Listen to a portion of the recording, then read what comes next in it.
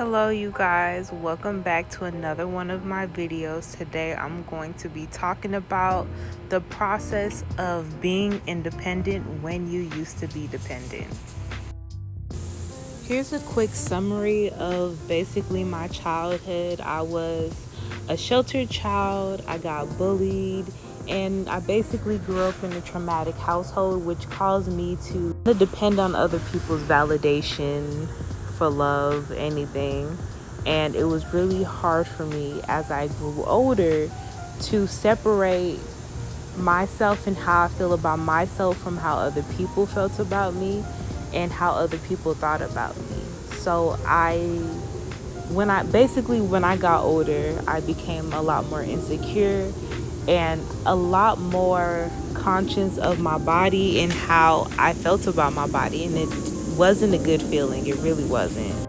First step that I took to actually being independent was actually noticing that I was dependent in the first place. After that, I started actually researching and looking up traits on the people who are dependent to see if basically my traits match up to traits of a dependent person, because sometimes we actually don't know that we're dependent and we need that confirmation to make sure, hey, am I tripping or not? So once I started to realize that I was dependent, I started taking actions that I knew I would take when I was already dependent. So basically, this is you tapping into your future self, your higher self, if you guys are spiritual, to see if I was independent, what would I do? I would suggest that you start from where you want to go first and then work from that. Step 2 is actually to not really tell anybody about your plans. One thing that I actually loved about being independent was the fact that nobody really knew what I had going on throughout my life. I really do enjoy my privacy. I enjoy reading a book on a sunny day. I enjoy going outside to eat. And the fact that nobody knows that, or at least nobody that doesn't watch this video knows that, kind of gave me peace of mind. And we're used to basically posting our lives so much on social media that we don't really give ourselves a sense of privacy. So to give yourself back that sense of privacy, I do suggest that you plan a day for yourself, maybe going to the park, maybe taking a walk, anything. And just don't tell anybody about it. It'll be your little secret, and believe me, you'll love yourself for it. For example, that day I actually was being really impulsive, and I was like, you know what? I haven't went out in a while, and I took myself to downtown Dallas, got me a nice little spa. I actually forgot what this place was called, but they were so nice and the food was so good, y'all.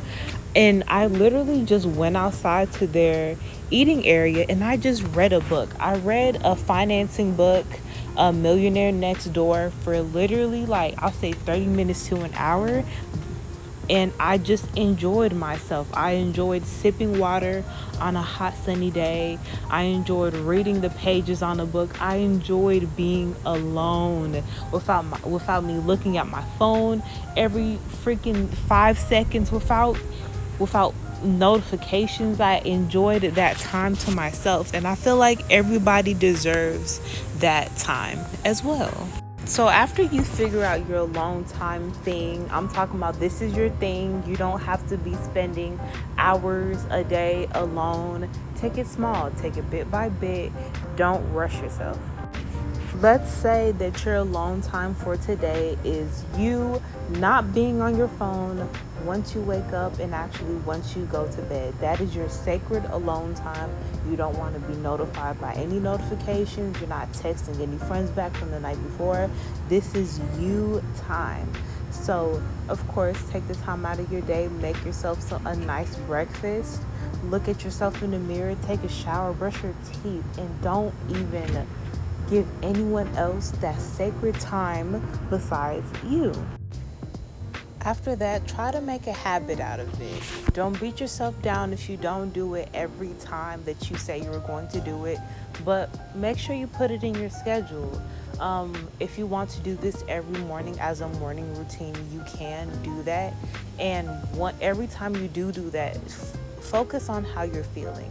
Focus on you being present in that moment, you presently making your food, you being present when you eat it, just you feeling how you feel at that moment, and actually get comfortable with you being you in that moment. Don't beat yourself up if your mind starts to wander either. That's perfectly normal. You're really used to actually being on your phone, talking to your friends literally all day. So when you don't do that, it's going to feel weird to you. Believe me, I've went through that phase. But just know that any weird feelings that you get beyond this journey is perfectly normal, and it just means that your body is adjusting to change, and it's actually a good thing. Okay, so the next thing that you do is actually pay attention to your screen time, y'all. Pay attention to your screen time. What is the average amount that you are looking at your phone? What is the average amount that you are talking to people? What is the average amount that you're literally interacting with everybody besides yourself? What's that average?